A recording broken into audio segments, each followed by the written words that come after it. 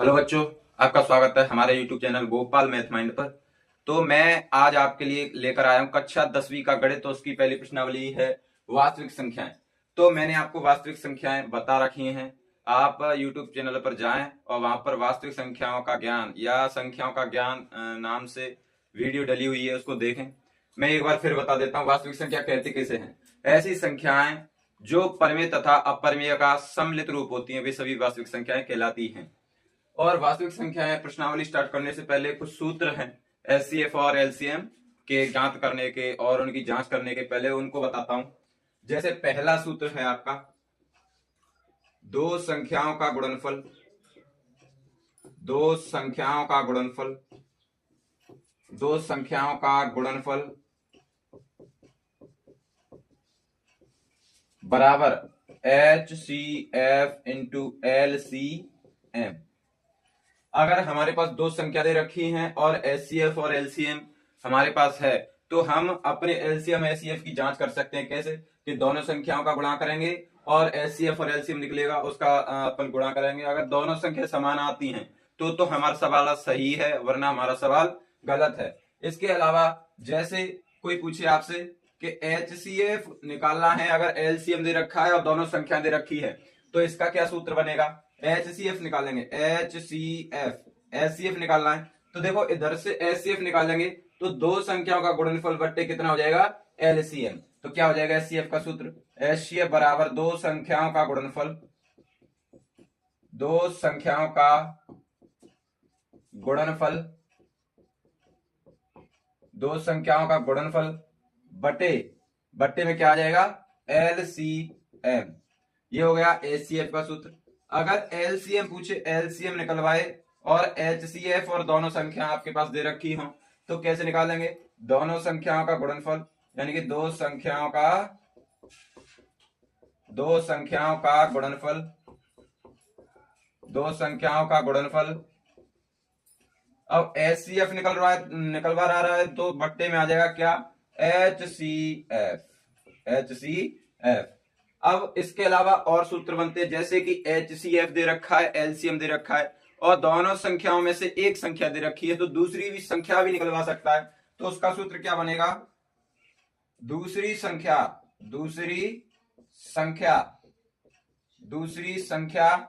बराबर HCF into LCM बटे पहली संख्या। ये सूत्र कब लगेगा? जब हमारे पास एचसीएफ हो, एलसीएम हो और पहली संख्या दे रखी हो और दूसरी संख्या निकलवा रहा हो, तो जब लगाएंगे इस सूत्र को। ये तो हमारे पास चार सूत्र है। पहला है दो संख्याओं का गुणनफल बराबर एचसीएफ इंटू एलसीएम। मेन सूत्र है ये। इस सूत्र से अपन एचसीएफ का सूत्र निकालते हैं, एचसीएफ बराबर दो संख्याओं का गुणनफल बट्टे एलसीएम, और एलसीएम का इसी से निकालेंगे, दो संख्याओं का गुणनफल बट्टे एचसीएफ, इसके नीचे आ जाएगा। फिर पहली संख्या इंटू दूसरी संख्या बराबर एचसीएफ इंटू एलसीएम। तो अगर दूसरी संख्या का पूछेगा तो दूसरी संख्या बराबर एचसीएफ इंटू एलसीएम और पहली संख्या पूछ जाएगी उसके नीचे। तो ये हमारे चार मेन सूत्र है इसमें। अब इसके बाद मैं प्रश्नावली शुरू करता हूं 1.1, आप स्क्रीनशॉट ले सकते हो। इसके बाद है प्रश्नावली 1.1, उसका पहला सवाल देखेंगे। प्रश्नावली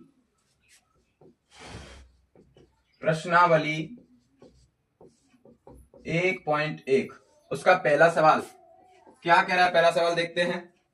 निम्नलिखित संख्याओं को अभाज्य गुणनखंडों के गुणनफल के रूप में व्यक्त कीजिए। निम्नलिखित संख्याओं को उनके अभाज्य गुणनखंडों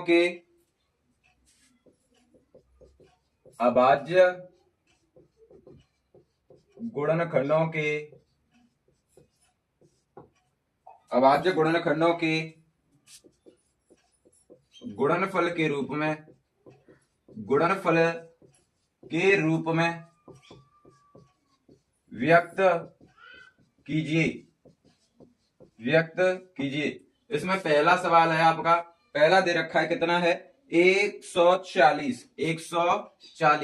तो अभाज्य गुणनखंड आपने कक्षा 5वीं से ही पढ़े होंगे। क्या होंगे? 140 के निकालेंगे अभाज्य गुणनखंड, तो 140। अगर भाजकता के नियम आते होंगे तो और ज्यादा सरल पड़ता है। क्या है? लास्ट में 0 आई है तो 2 का भाग देंगे, 2 का पाड़ा पड़ोस 14 से आगे नहीं जाए, 2 7 14, 0 की 0, फिर 2 का जाएगा, अंत में 0 है तो 2 3 6 और 2 पंजे 10।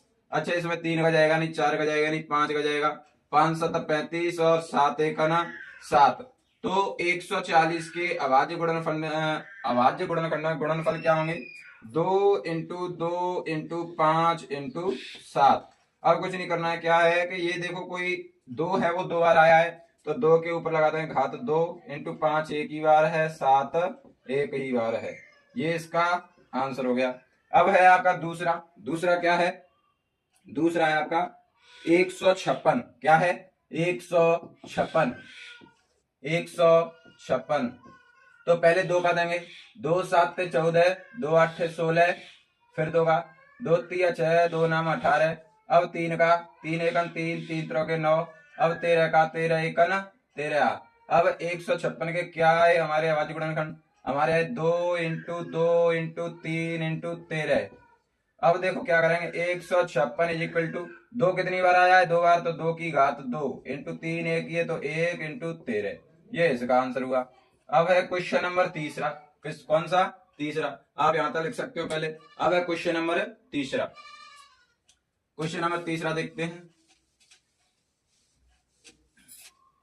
क्वेश्चन नंबर तीसरा है आपका 3825। 3825। क्वेश्चन नंबर 3 है 3825। अब क्या करेंगे, इसमें 2 का जाएगा नहीं, 3 का चेक करते हैं। 5 और 2 7, 7 10 18, 18 3 का जाएगा, 3 एकन 3, 3 दूनी 6, 3 7 21 और 3 पंजे 15। अब 3 का जाएगा क्या? हाँ, 3 का चला जाएगा, 3 एकन 3, 3 चौ 12 और 3 दूनी 6, 3 पंजे 15। अच्छा, फिर 3 का जा सकता है क्या? 7 और 4 11, 3 का नहीं जाएगा। अब 4 हो तो 6 और 5 11 नहीं जाएगा। अब जाएगा 5 का, 5 अठू 40 और 5 25, फिर 5 का, 5 एकन 5 और 5 7 35, फिर कितने का? 17 का, 17 एकन 17। अब है 3825 इज इक्वल टू क्या है गुणनखंड? 3 इंटू 3 इंटू 5 इंटू 5 इंटू 17। अब देखो, अब ये बताओ 3 कितनी बार आया? 2 बार, तो 3 की घात 2 हो जाएगा। अगर 3 बार आता तो 3 की घात 3 हो जाता। अब 5 कितनी बार आया? 2 बार, 5 की घात 2 इंटू 17। ये इसका आंसर हुआ। ये इसका आंसर। अब देखते हैं क्वेश्चन नंबर 4। क्वेश्चन नंबर 4 5005 कितना? 5005। Question number 4। क्वेश्चन नंबर 4 देखते हैं। क्वेश्चन नंबर 4 है 5005। 5005। तो सबसे पहले इसमें 2 का जाएगा नहीं, 3 का जाएगा नहीं, 5 का जाएगा। 5 एकन 5 0 0, 5 एकन 5। अब कितने का जाएगा? 5 का जाएगा नहीं। अब जाएगा 7 का। कितने का? 7 का, 7 एकन 7, 7 चौके 28 और 7 तिया 21। अब कितने का जाएगा? अब कितने का जाएगा? देखो कितने का? 11 का, 11 एकन 11, 11 तिया 33। अब 13 का, 13 एकन 13। अब क्या इसके 5 यार 5 के क्या गुणनखंड आए हैं? 5 इंटू 7 इंटू 11 इंटू 13। अच्छा, इसमें कोई डबल है नहीं है, तो ये हमारा आंसर हो गया। अब है question number 5। Question number 5 7429। 7429। Question number 5 को देखते हैं। 7429। देखो इसमें 3 का नहीं जाएगा। इसमें वैसे मैं आपको बता दूं, इसमें डायरेक्ट जाएगा कितने का? 17 का। कितने का? 17 का। 17 एकन 17, 17 दूनी 34, 17 दूनी 34, 17 तिया 51 और 17 चौके 68, 17 चौके 68, फिर कितने? 6, 17 ती 51, 17 ती 51। अच्छा, फिर कितने? फिर आया इसमें यहां से 17 ती 51, फिर आया कितना? 11, 17 सत्ते 119। अब कितने का जाएगा? अब 17 का नहीं जाएगा, अब जाएगा 19 का। 19 एक 19, 19 दूनी 38, 19 दूनी 38, 38 और फिर 5, 19 ती 57। अब कितने का? 23 का, 23 एकन 23। तो इसका आया कितना? 7429 is equal to 7400 equal to 17 into 19 into 23। इसमें कोई डबल है नहीं है, तो यही हमारा आंसर हो गया। चलो आप यहां तक नोट डाउन करो। हमारा दूसरा क्वेश्चन है फिर। अब हम दूसरे क्वेश्चन को देखते हैं। दूसरा क्वेश्चन, पहले क्वेश्चन में 5 क्वेश्चन थे जो मैंने आपको बता दिए। अब है दूसरा क्वेश्चन। दूसरा क्वेश्चन क्या बोल रहा है देखते हैं। दूसरा क्वेश्चन जब भी आप प्रश्नावली देखें, वीडियो देखें, तो गणित अपना आप साथ रखें, ठीक है। दूसरा क्वेश्चन है, पूर्णांकों के निम्नलिखित युग्मों के HCF और LCM ज्ञात कीजिए तथा इनकी जांच कीजिए कि दो संख्याओं का गुणनफल बराबर HCF इंटू LCM है। तो देखो पहला है, दूसरे का पहला, ये बोल रहा है इसमें कि नीचे दिए गए पूर्णांकों युग्मों के HCF और LCM निकालने हैं। कौन कौन से हैं? 26 और 91। कितना है? 26 और 91। 26 और 91। कुछ नहीं करना है, पहले 26 के निकालेंगे क्या? अभाज्य गुणनखंड। तो 2 का 2 एकन 2, 2 तिया 6। अब 13, 13 एकन 13, 13 एकन 13। अब है 91 के निकालो। 91 कितने का जाएगा? इसमें कितने का जाएगा? 2 का नहीं जाएगा, 3 का नहीं जाएगा, 4 का नहीं जाएगा, कितने का जाएगा? 7 का। 7 एकन 7 और 7 तिया 21। कितने का जाएगा? 13 का। 13 एकन 13। तो क्या आया? 26 के अभाज्य गुणनखंड कौन कौन से? 2 इंटू 13। और 91 के कौन कौन से हैं? 7 इंटू 13। अब क्या है कि इनमें HCF कैसे निकालते हैं? देखो बड़े ध्यान से। HCF निकालते हैं जो दोनों में मिल रहा हो। क्या मिल रहा हो? वेनिस्ट क्या है? 13। तो ये तो होगा हमारा HCF। क्या है? 13। 13 तो हो गया हमारा HCF। अब LCM कैसे निकालते हैं? LCM निकालते हैं जो मिल गया उसे एक बार लेंगे और जो नहीं मिला है उसे फिर उतार लेंगे। क्या नहीं मिला? 1 2, फिर और क्या नहीं मिला? 7। अच्छा, अब 13 2 और 7 का कर देंगे गुणा। करो 7 दूनी 14, 14 दूनी 28, 14 तिया 42, हासिल 4, 14 एकन 14, 7 4 18, यानी 182 आ गया। क्या? LCM आ गया 182। अब इसकी करेंगे हम क्या? जांच। क्या करेंगे? जांच। अब जांच करेंगे तो मैंने जांच का सूत्र लिखाया था। क्या था? दो संख्याओं का गुणनफल। दो संख्याओं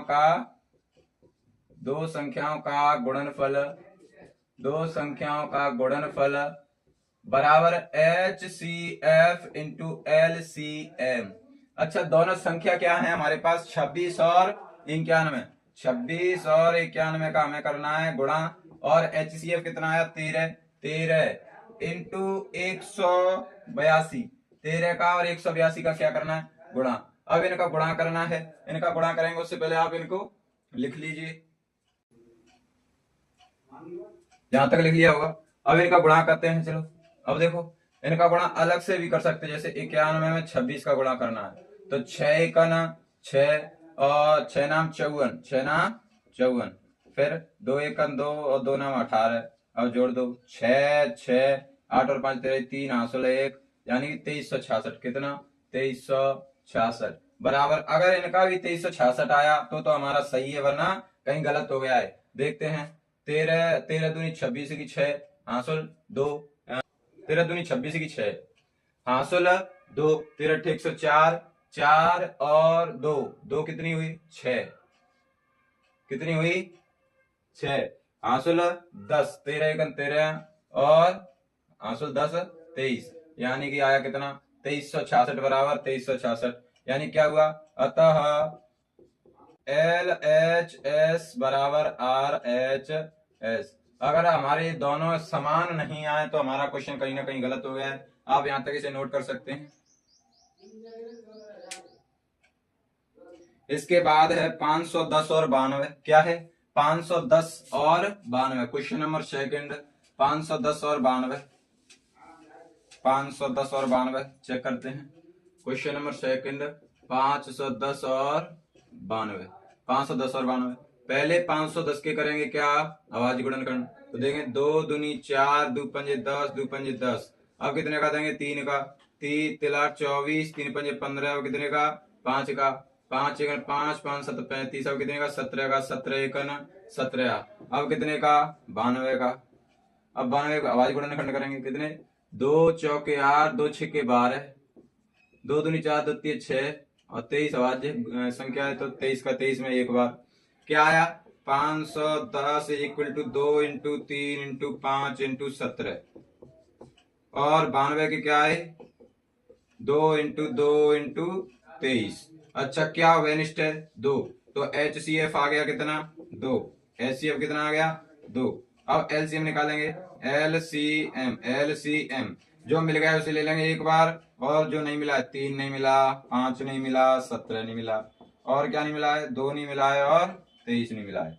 अब इनका करेंगे क्या गुणा, इनका करेंगे क्या गुणा करो 2 तिया 6 और 56 30 और 30 दूनी 60, 60 का गुणा पहले करके देख लो 60 गुणा 17 0 17 छिक्के 102, इसका गुणा करना है कितने से 23 से तो 0 23 दूनी 26 40 23 दूनी 40 की 6 हासिल 4 4 की फिर 0 है तो 40 और 23 एकन 23 23,460 कितना आया 23,460। अब इसकी करेंगे क्या जांच, क्या करेंगे जांच, तो जांच का फॉर्मूला आपको पता ही है दो संख्याओं का गुणनफल बराबर HCF इंटू LCM। दोनों संख्या क्या है 510 और 92, तो 510 और 92 का करेंगे गुणा फिर बराबर HCF कितना है HCF है 2, HCF कितना है 2 इंटू और LCM हमारा 23,460 23,460। अब इनका करेंगे गुणा, क्या करेंगे गुणा, तो इनका गुणा आएगा आपका अलग से करके देख लेना 0 2 हासिल 1 और 2 चौके 8 और 1 9 2 तिया 6 2 दूनी 4 यानी 46,920, इधर भी आएगा 46,920। अगर ये समान नहीं आते हैं तो हमारा क्वेश्चन है वो कहीं ना कहीं गलत हो गया है और ये समान आते हैं तो हमारा क्वेश्चन सही है। LHS बराबर RHS आप इसे नोट कर सकते हैं। इसके बाद है हमारा क्वेश्चन 336 और 54, 336 और 54